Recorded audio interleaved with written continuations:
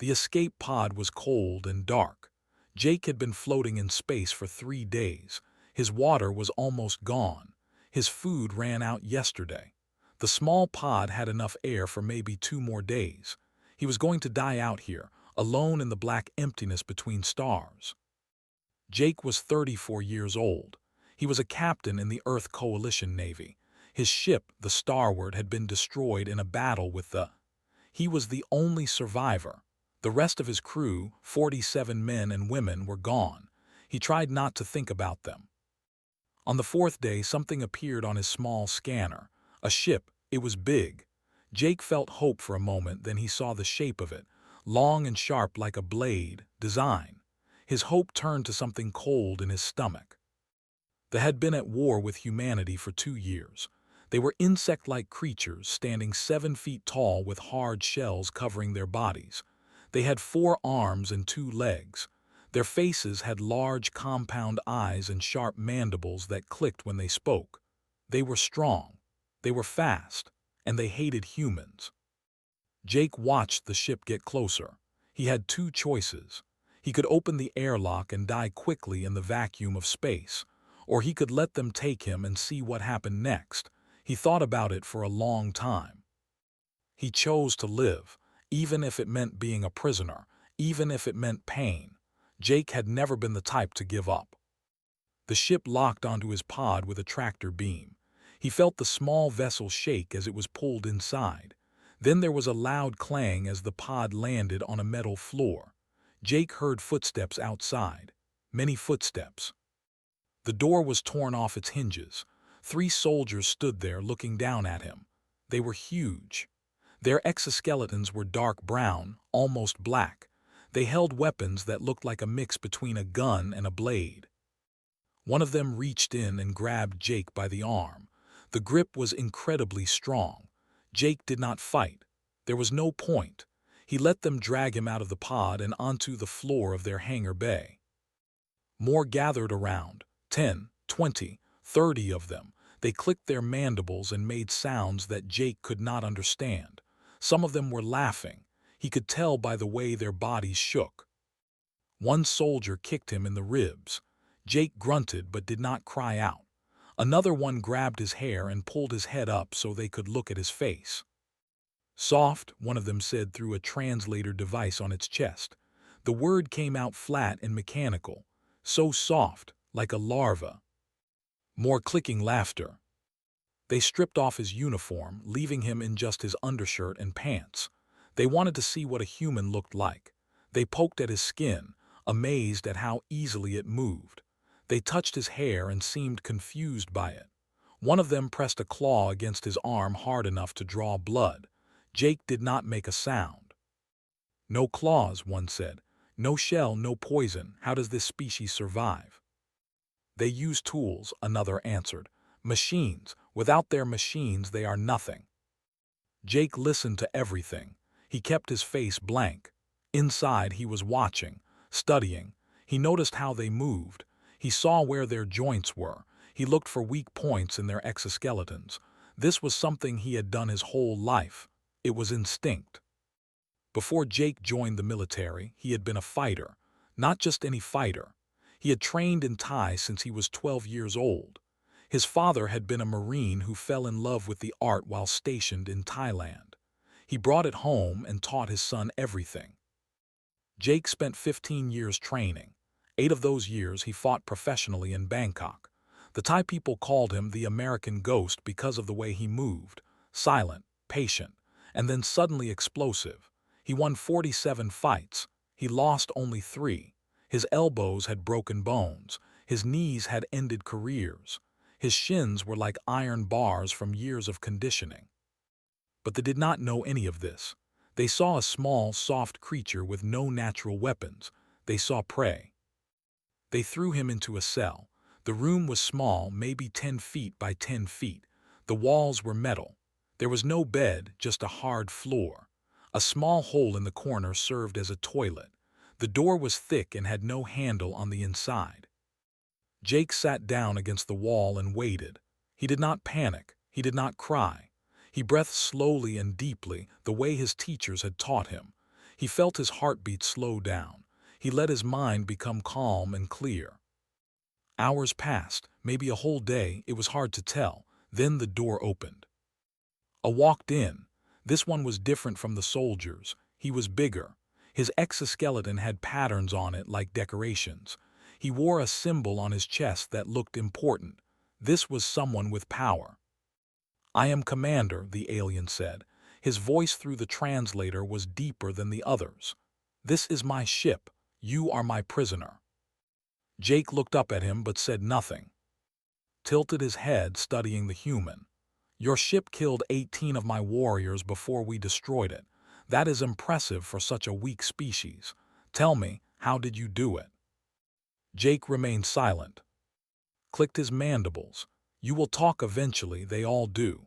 He crouched down so his face was closer to Jake's. His compound eyes reflected the light in strange ways. "Your species confuses me. You have no natural weapons, no armor, no venom. Your bodies break so easily, yet you spread across the galaxy like an infection. How?" Jake finally spoke. His voice was calm and quiet. "Maybe you will find out."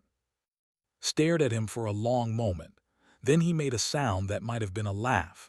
Brave words from a creature I could tear apart with my bare hands. He stood up. "You will be put to work in the waste processing section.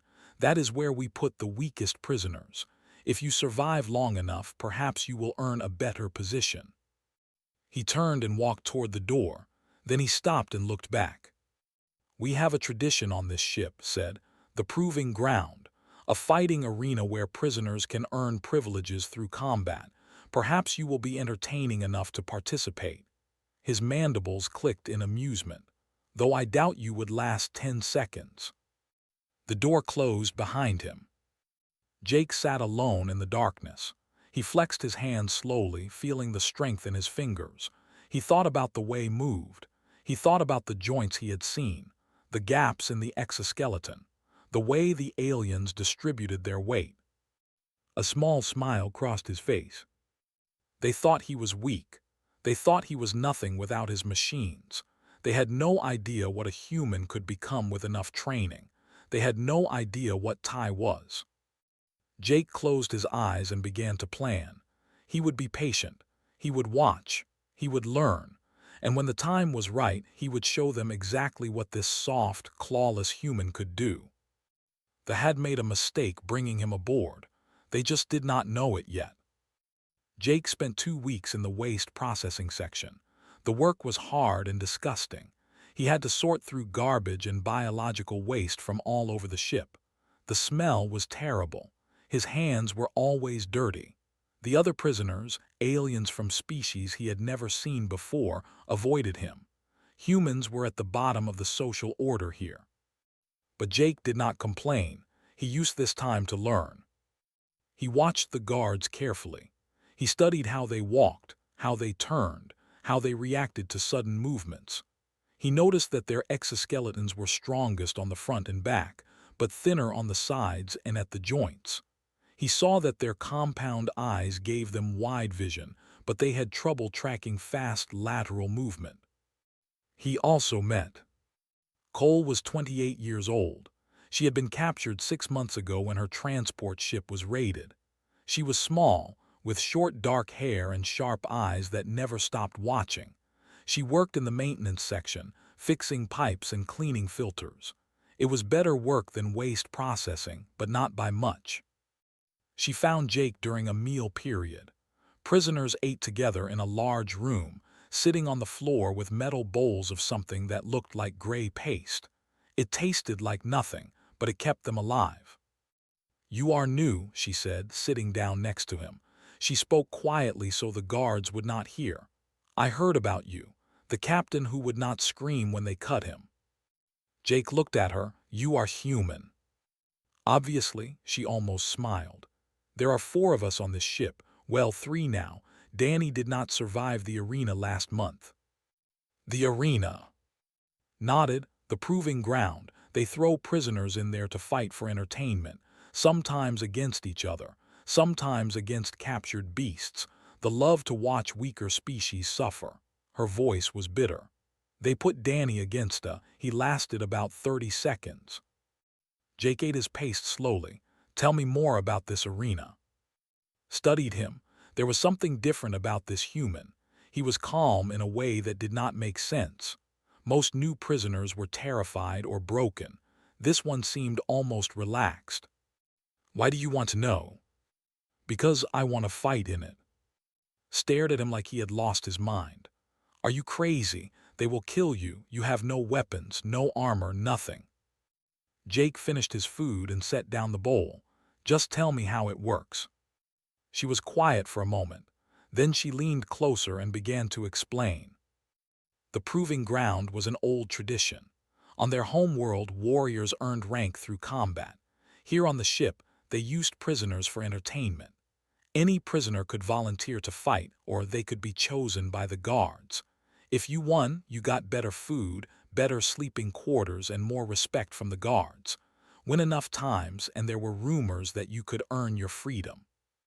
But no one had ever won enough times. The fights were designed to be unfair. They wanted to see prisoners die. It proved their belief that other species were inferior. The next fights are in 3 days, said. They already have 6 prisoners scheduled. A volunteer would be unusual. Who do I talk to? Shook her head. Talk to guard captain. He runs the arena. But please think about this. You seem like a good person. I do not want to watch another human die. Jake looked at her with steady eyes. You will not. 3 days later, Jake stood at the entrance to the arena. The proving ground was a circular pit about 40 feet across. The floor was covered in sand. Stone walls rose up around it, and above those walls were seats filled with warriors. There must have been 200 of them, all clicking and shouting with excitement. Jake wore only a pair of loose pants they had given him. His feet were bare. His hands were empty. He looked small and pathetic compared to the massive aliens in the crowd. Guard captain walked to the center of the arena. He was missing one of his 4 arms, a sign that he had survived many battles. Tonight we have something special, announced. His voice boomed through speakers. A human has volunteered to fight. He paused as the crowd erupted in clicking laughter. He will face a warrior. A gate on the opposite side of the arena opened. They walked out. Jake had never seen one before. It was reptilian, about 6 feet tall, covered in thick green scales. It had a long tail with a sharp spike on the end. Its hands had claws that looked like knives. Its eyes were yellow with black slits for pupils. They saw Jake and made a hissing sound that might have been a laugh. It had killed humans before. This would be easy. Jake walked to the center of the arena. He raised his hands in a traditional Thai guard position. His left foot was forward. His weight was balanced. His eyes were focused on the center mass. The crowd went quiet for a moment. They had never seen a human stand like that. Then they started laughing again. Begin, shouted. They attacked immediately. It was fast, much faster than Jake expected. It lunged forward with its claws extended, aiming for his throat. Jake was not there. He slipped to the left, letting the claws pass by his face by inches. At the same time, his right leg swung low, smashing into this knee with a devastating kick. He felt the joint crack under the impact. They stumbled. It had never felt anything like that. The pain was sharp and sudden. Jake did not give it time to recover. He stepped forward and drove his elbow into the creature's temple. The elbow is the hardest bone in the human body, and Jake had spent years conditioning his. It was like being hit with a hammer. They collapsed. It hit the sand and did not move. 8 seconds. The entire fight had lasted 8 seconds. The arena was completely silent. 200 warriors stared at the scene below them. The human was standing. There was not. Jake lowered his hands and looked up at the crowd. His face showed nothing. No pride, no fear, nothing. In his observation seat above the arena, Commander leaned forward. His compound eyes narrowed. His mandibles stopped clicking.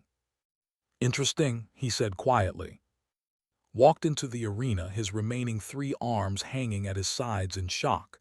He checked It was alive but unconscious. Its knee was shattered. It would never fight again. "The human wins," announced. His voice sounded confused. The crowd began to murmur. Some of them looked angry, others looked curious. A few, very quietly, looked impressed. Jake was escorted back to a holding area. As he walked, he passed in the crowd of prisoners who had been brought to watch.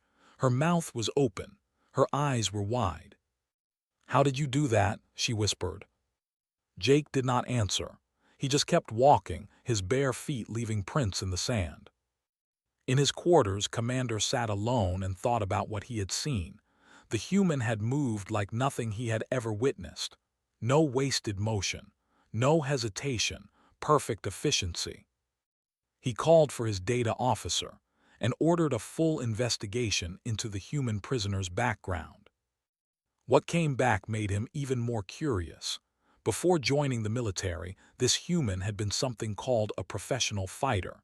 He had trained in an ancient Earth combat art for most of his life. He had won dozens of battles against other humans. Looked at the information for a long time. Then he smiled. This human was not just a prisoner anymore. He was entertainment. Word spread through the ship like fire. The human had won. The soft, weak, clawless human had defeated in 8 seconds. No one could believe it. Some said it was luck.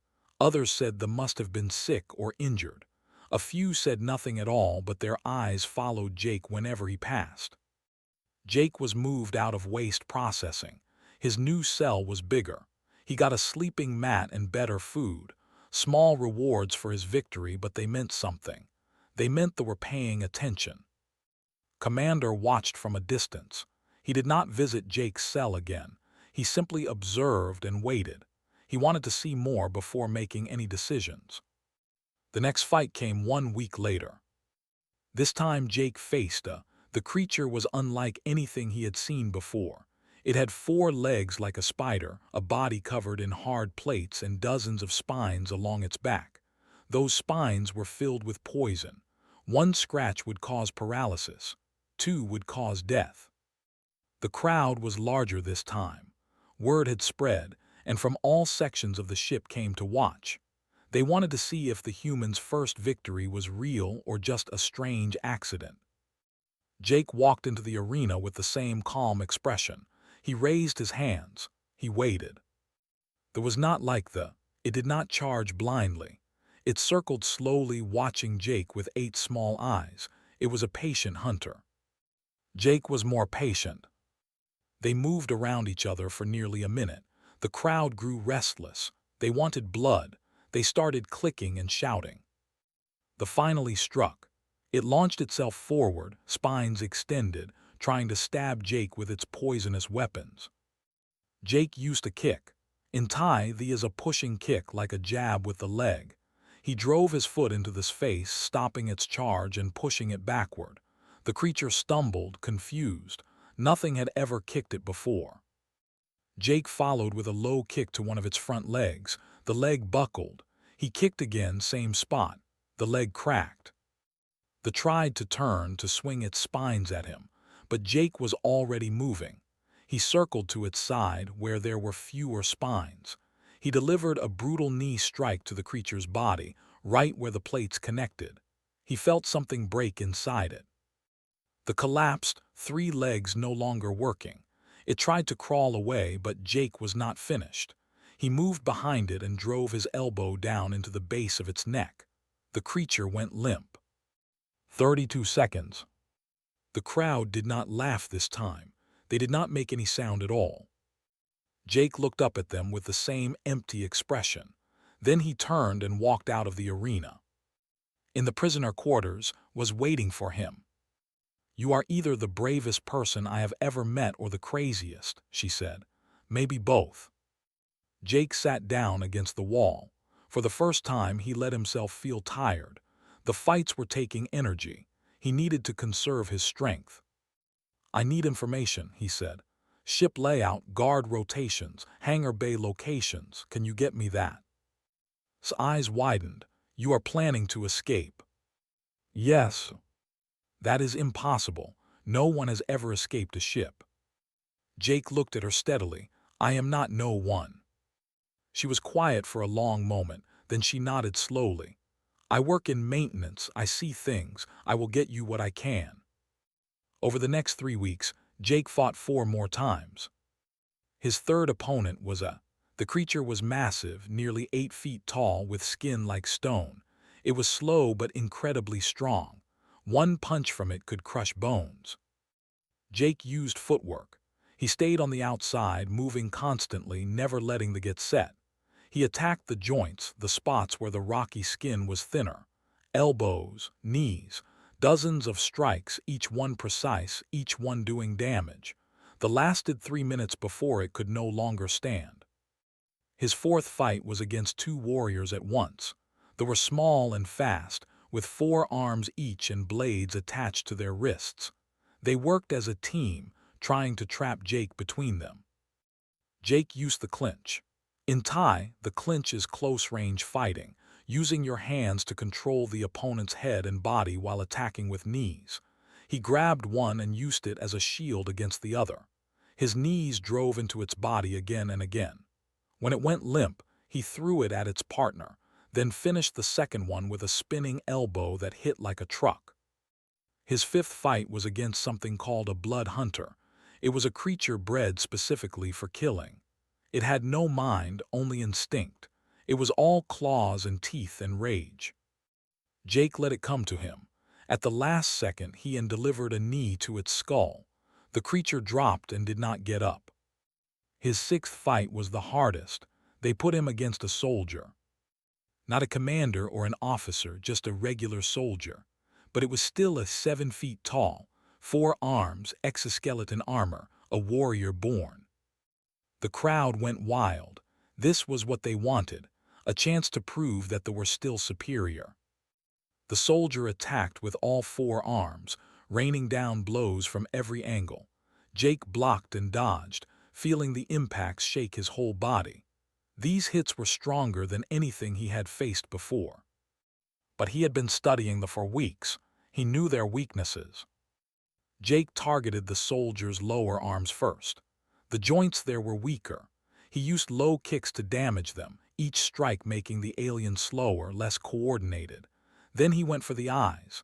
A quick jab, not strong enough to do real damage, but enough to make the soldier flinch.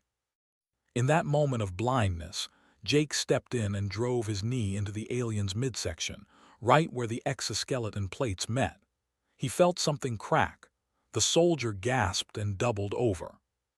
Jake finished it with an elbow to the back of the head. The soldier fell. The arena was silent for 5 full seconds. Then, something strange happened. Some of them started making a sound Jake had not heard before. It was rhythmic, like clapping. He realized with shock that they were showing respect. Not all of them. Many still looked angry or disgusted.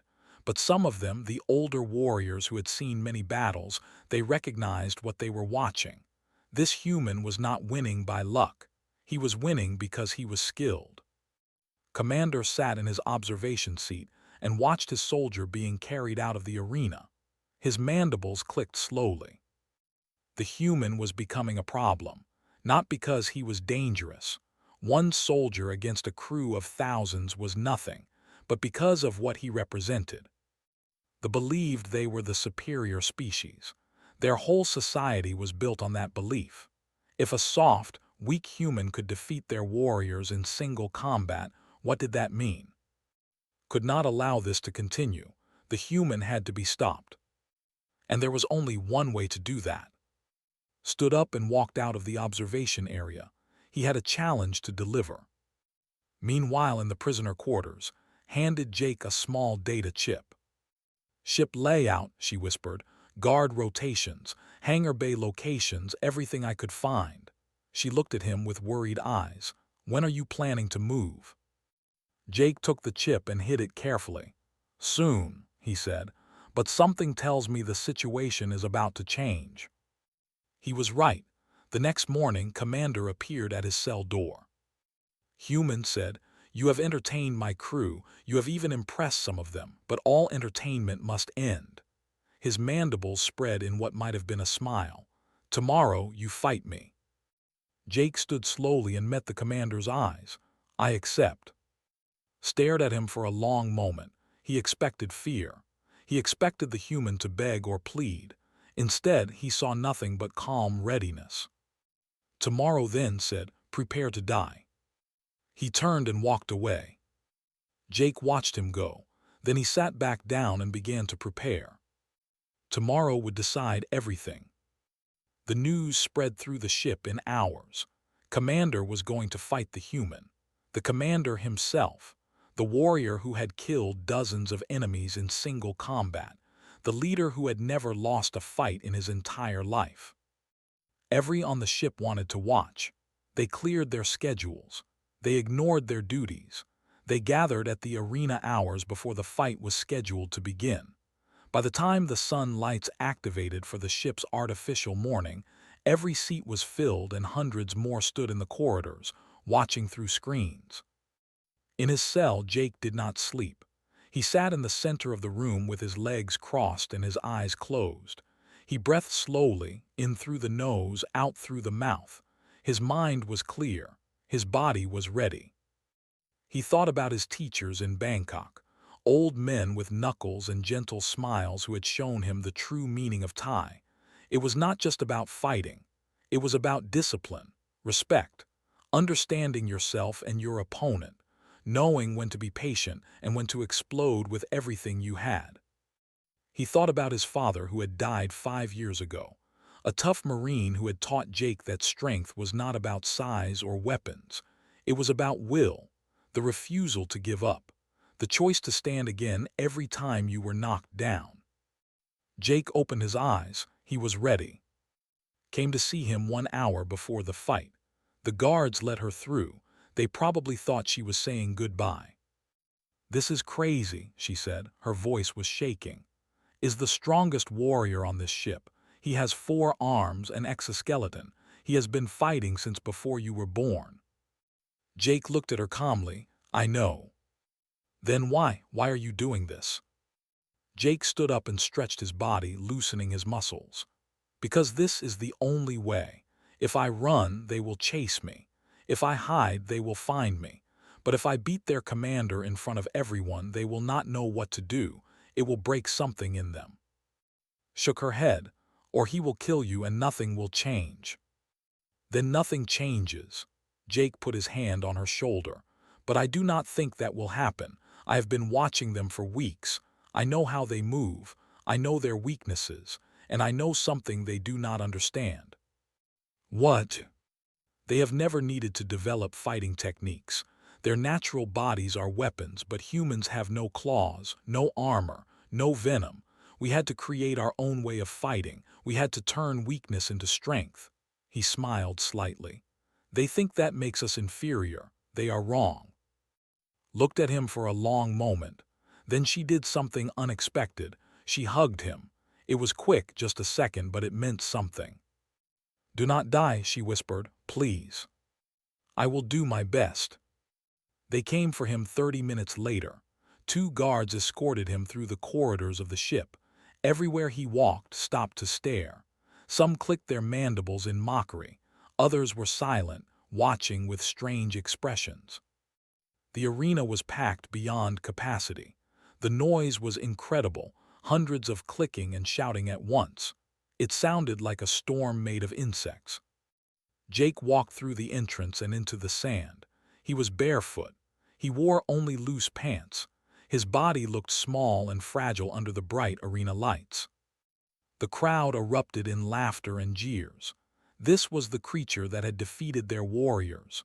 This soft, pale thing, Commander was going to destroy him. A gate on the far side of the arena opened and walked out. The crowd went wild. They chanted his name. They stomped their feet, raised all 4 arms in acknowledgement, his exoskeleton gleaming under the lights. He was magnificent, a perfect predator. He walked toward Jake with slow, confident steps. Each footfall was heavy. He stopped about 10 feet away and looked down at the human. "Any last words?" asked. His translator made the question sound almost polite. Jake did not answer with words. Instead, he began to perform the crew. The crew is a traditional Thai ritual. It is performed before every fight. The fighter moves slowly around the arena, dancing in a way that honors their teachers, their training, and the art itself. It is beautiful and strange to those who have never seen it. They watched in confusion. The human was dancing, moving his arms in circular patterns, kneeling and touching the sand. What was he doing? Tilted his head. "Are you stalling, human? It will not save you." Jake completed the ritual and returned to the center of the arena. He raised his hands in his fighting stance, left foot forward, weight balanced, eyes locked on. "I am ready," he said. Guard captain stood at the edge of the arena. He raised one of his 3 arms. "Begin." Attacked immediately. He was faster than Jake expected. All 4 arms came at once, a whirlwind of strikes that would have killed an ordinary human in seconds. Jake was not ordinary. He moved like water flowing around the attacks. His footwork was perfect, each step carrying him just out of reach. He did not try to block the strikes directly. That would break his bones. Instead, he redirected them, using angles and movement to make miss. The commander pressed forward, attacking again and again. The crowd cheered with every swing. Surely one of them would connect. Surely the human would fall. But Jake kept moving. He was reading now, understanding his patterns. The commander was strong and fast, but he was also arrogant. He had never fought someone who could evade him. He was getting frustrated. Jake started to counter. A low kick to knee. The alien did not seem to feel it. Another low kick, same spot, stumbled slightly. A third low kick. This time there was a crack. The exoskeleton at the joint had fractured. Roared in anger and swung all 4 arms at once. Jake ducked under the attack and drove his elbow into the alien's side, right where the chest plates met the hip plates. Another crack. The crowd went quiet. Backed away, clicking his mandibles in pain and confusion. No one had ever hurt him like this. No one had ever found those weak points. "What are you?" demanded. Jake did not answer. He just moved forward. He attacked the joints, the seams, the places where the exoskeleton was thin.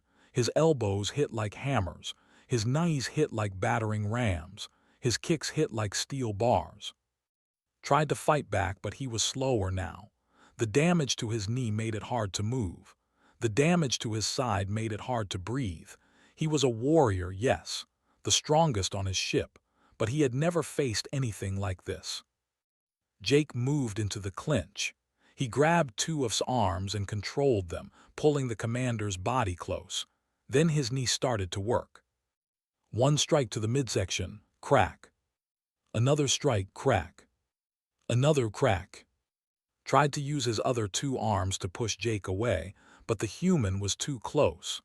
The strikes kept coming, each one finding a weak point, each one doing more damage. Finally, Jake released the clinch and stepped back. Stumbled, his legs barely working. His exoskeleton was cracked in a dozen places. Fluid leaked from the wounds. Jake looked at him with calm eyes. No hatred, no anger, just focus. "Yield," Jake said. Stared at him. His mandibles moved, but no sound came out. "Yield," Jake repeated. "You have lost. There is no shame in accepting it." For a long moment stood there swaying. The crowd was completely silent. No one moved, no one breathed. Then fell. He crashed to the sand and did not get up. He was alive but broken, unable to continue. Jake stood alone in the center of the arena. He was breathing hard. His body hurt, but he was standing. He looked up at the hundreds of watching him. Their faces were unreadable. Their mandibles were still. "I am leaving this ship," Jake announced. His voice carried through the silent arena.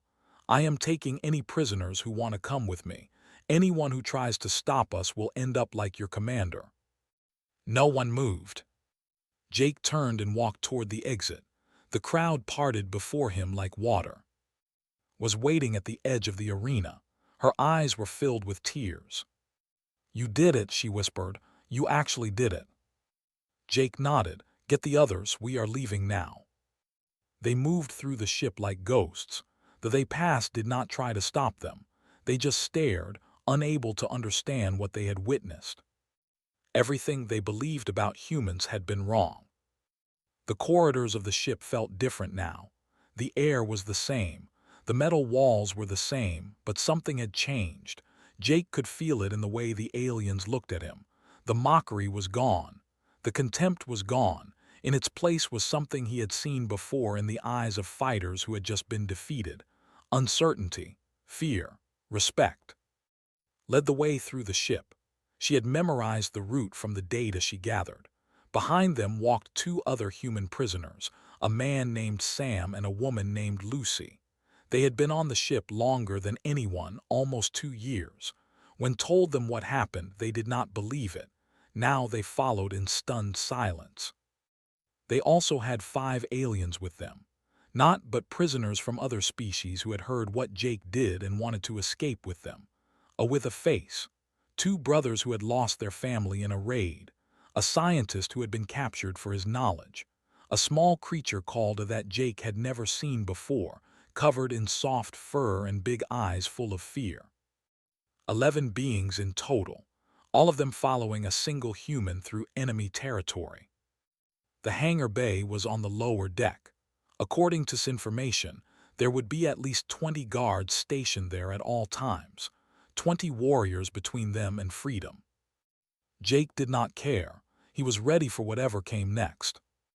They reached the hangar bay doors. Jake held up his hand, signaling the others to stop. He listened carefully.